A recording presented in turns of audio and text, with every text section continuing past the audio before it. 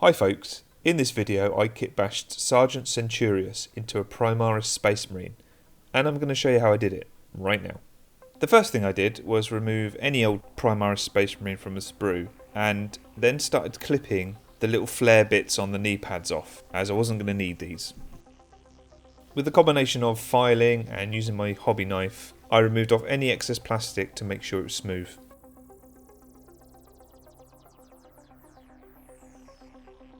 Once I was satisfied I had a nice smooth finish, I then glued both the legs together. I wanted to remove the Aquila off the chest piece, as I was going to be sculpting some ribs on there later on. With a combination of my Red Grass Gaming clippers, hobby knife and sanding sticks, I slowly and carefully removed the Aquila from the chest.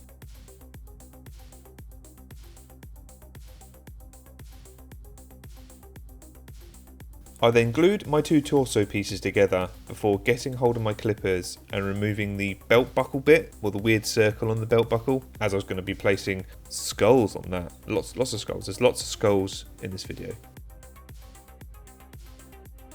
I then glued the legs to the torso.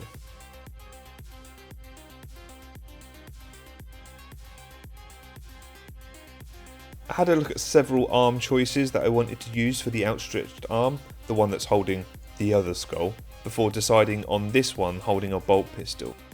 I then used my hobby knife to shave off some of the plastic on the shoulder joint. I wanted it to sit up a bit higher than what it naturally would sit if we were just to leave it as it is. I made small controlled cuts and continuously compared them against the torso. Once I was happy with that, I then removed the bolt pistol and hand from the arm. If you've been enjoying my videos and you like what I do, please be sure to like and comment down below, or if you're new here, chuck a subscription. It's totally free and it really does help small channels like me. I really appreciate all the support. Thanks very much. After making several comparisons of the arm against the torso, I was happy to glue the backpack on. This would allow me to compare the shoulder pad against the backpack and the way it fit on the shoulder, and it would inform me as to whether I needed to remove any plastic from the shoulder pad or from the backpack itself or something like that.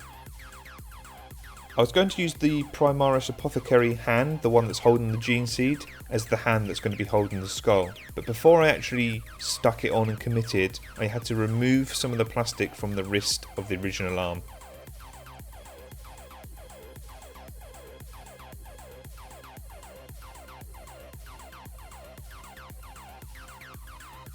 After frequent comparisons, I was quite happy with how it was looking, so I then got my clippers, removed the vial that holds the gene seed, and then started to trim away at the gene seed that is in the hand with my clippers and hobby knife.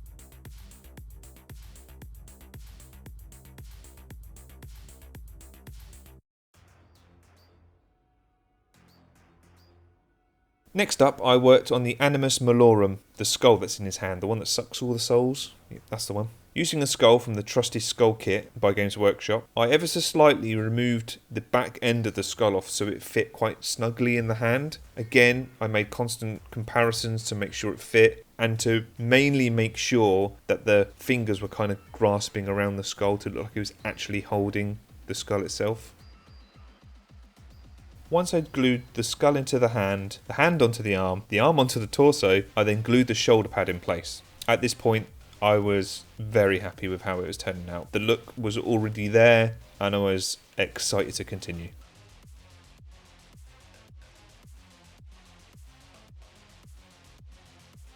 Next up was the helmet that hung from his waist. With this I used a Reaver helmet, and with my hobby clippers and hobby knife I removed the vents and the neck joint. And once I was happy with how it was looking, I then glued it to the left hand side of his belt.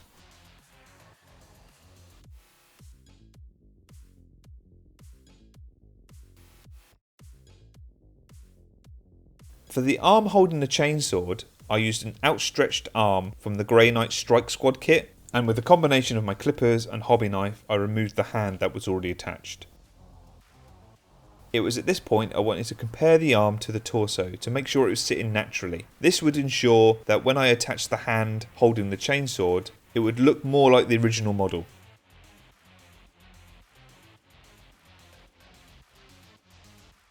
I dipped into the Strike Squad kit once more by using a hand holding a power sword. I then used my hobby knife to remove the hand from the sword, ready for the chainsword to be added.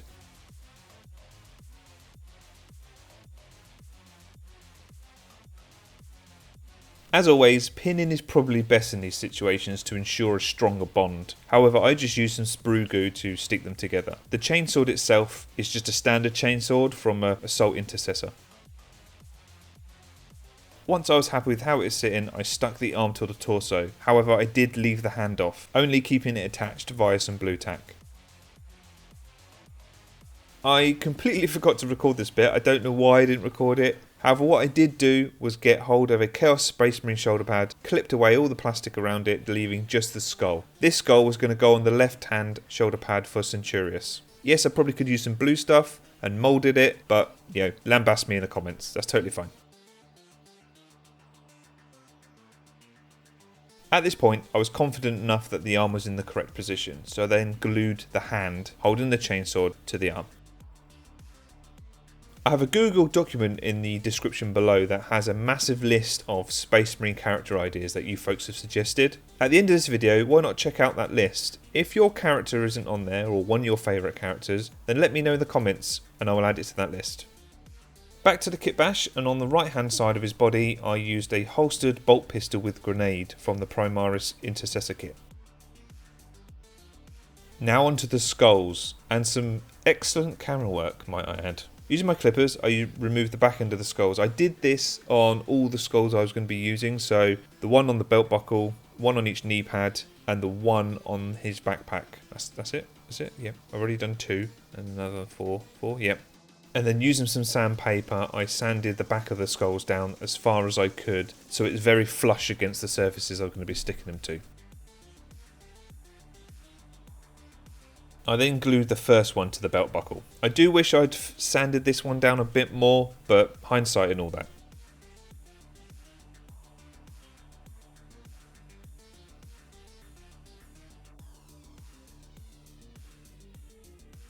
Off camera, I scraped a bit of the plastic away from the dome bit on the backpack with my hobby knife and some sanding sticks. This ensured, again, there was a flat surface for me to stick another skull on.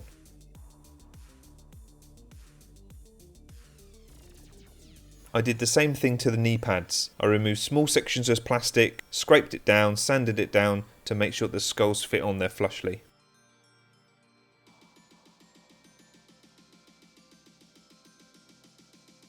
Using these femurs from the Cryptghoul kit, I compared them against the thighs of Centurius. I then made small cuts, removing parts of the femur and then constantly comparing it against Centurius' thighs. Remember, you can always take away more plastic, but you can't add it back once you've cut it. I sanded the femurs down like I did with the skulls, and once I was happy I glued them to the thighs.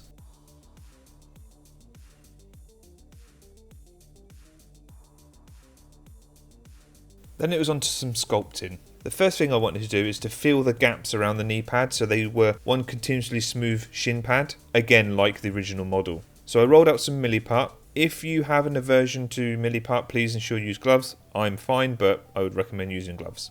I then used a rubber tipped sculpting tool to gently place these sausages of milliput into these grooves.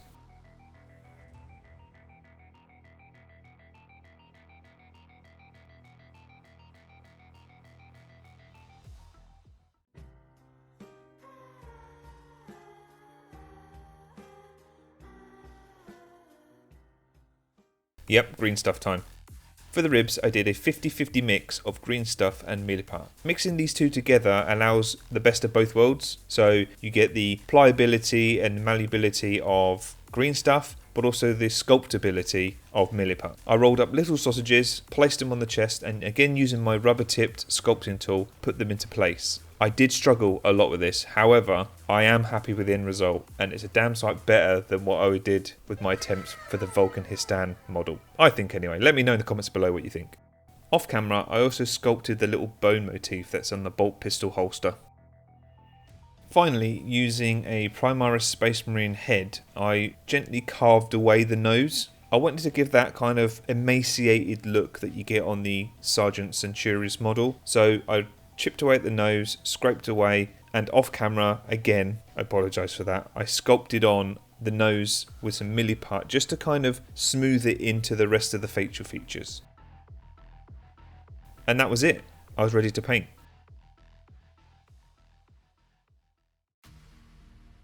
After priming the model with a grey primer, I then started to base all the power armour using Abaddon Black. And then with a very thinned down Khorne Red, I glazed it over the shin guards, shoulder pad and the chainsword. This was going to give me a very hazy effect for when I painted on the flames next.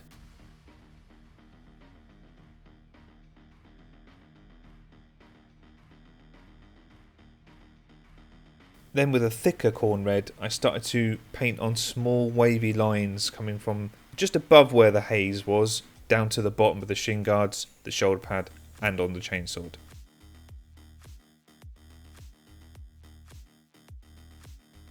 I repeated this process, but this time with Mephiston Red.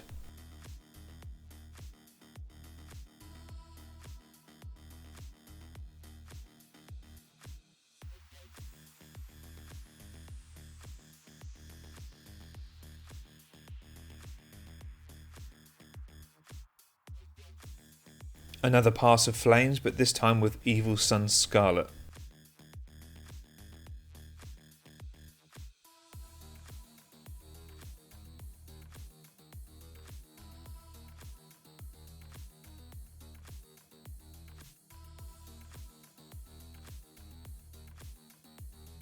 The next colour was Wild Rider Red, each time making sure that you're painting ever so slightly lower down the flames.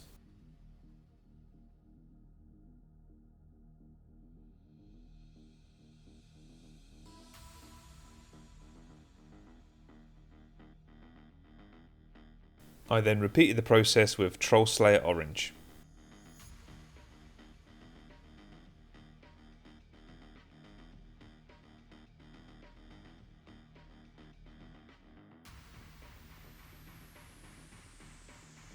And then finally finishing up the flames with some Yriel Yellow. I use this colour to dot some highlights between where the flames connect or meet each other. This kind of gave the impression of heat. Let me know how you think it turned out in the comments below.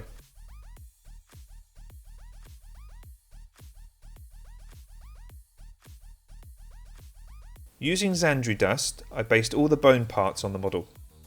This did need a couple of coats until it was completely covered.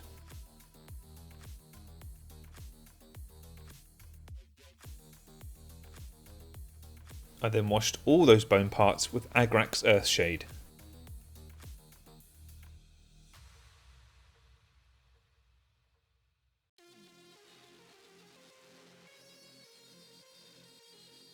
Going back in with Zandri Dust, I used it to highlight all the areas where the wash hadn't settled.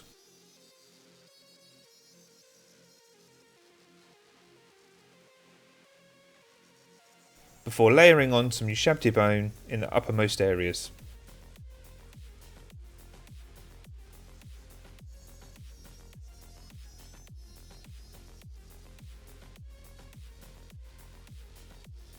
For the power armour, I did a thick edge highlight of Dark Reaper. I did this around the entire model, making sure I didn't get it on any of the bone or any of the flames I had already done. Quite the challenge.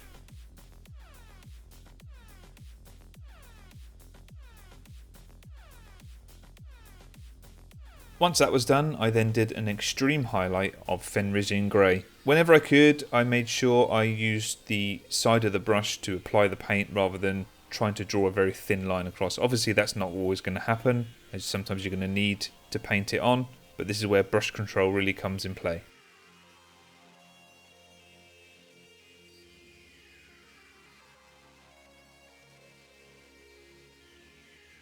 I then painted the holster, the belt, the wrist strap and the hilt of the chainsword with Dryad Bark.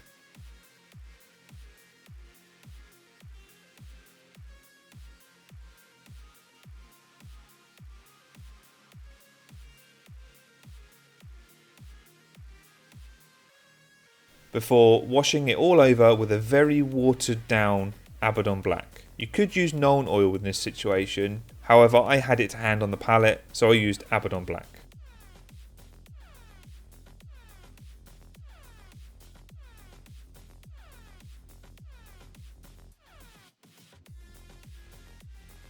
Once that had dried, I layered on Dryad Bark once again. I focused this on the higher areas and the areas where the light hits the most, making sure that the black was left in the recesses.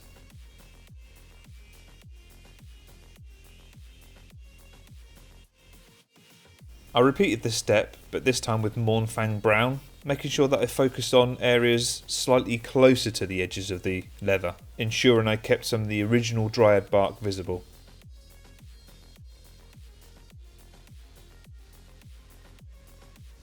Next up, I did a rough edge highlight of XV88. I also dragged the brush down ever so slightly to give the impression of cracks in the leather, as well as chips and dents. And then finally finishing off with some Karak Stone, just highlighting the corners and the uppermost edges of the leather.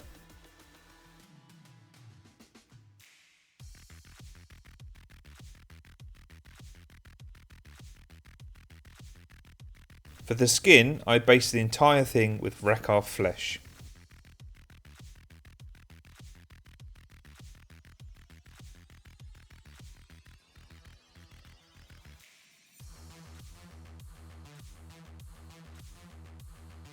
And then washed it all over with a 50-50 mix of Druchii Violet and Lamian Medium.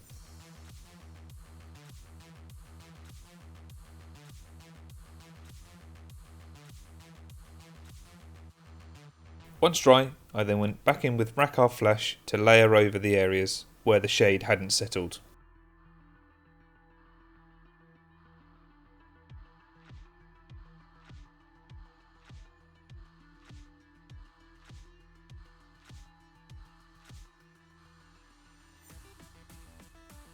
And then finally highlighting it with some Pallid Witch Flesh.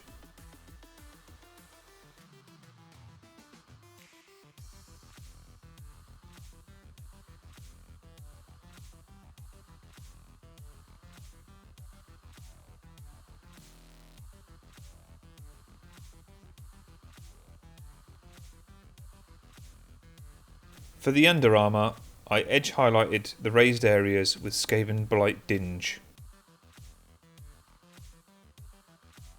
followed by another highlight of Administratum Grey.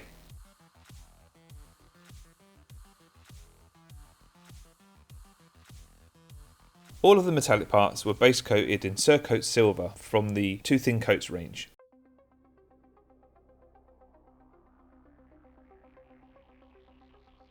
They were then all washed with some Nuln Oil.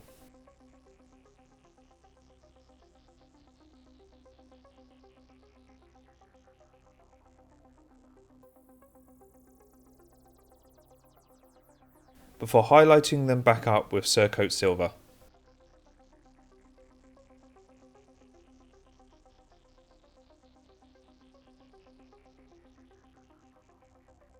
I painted the base the same as I did the metallics, but what I did is I added a very watered down Skrag Brown into all the recesses to give the impression of rust. Once that had fully dried, I painted the rim of the base with Abaddon Black, which left me with this.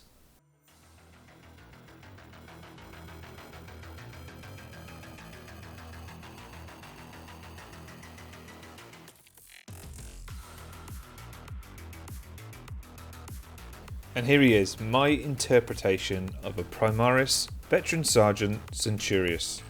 I'm super happy with how this turned out. I really was apprehensive when it comes to the green stuff again, but I persevered and hopefully it shows.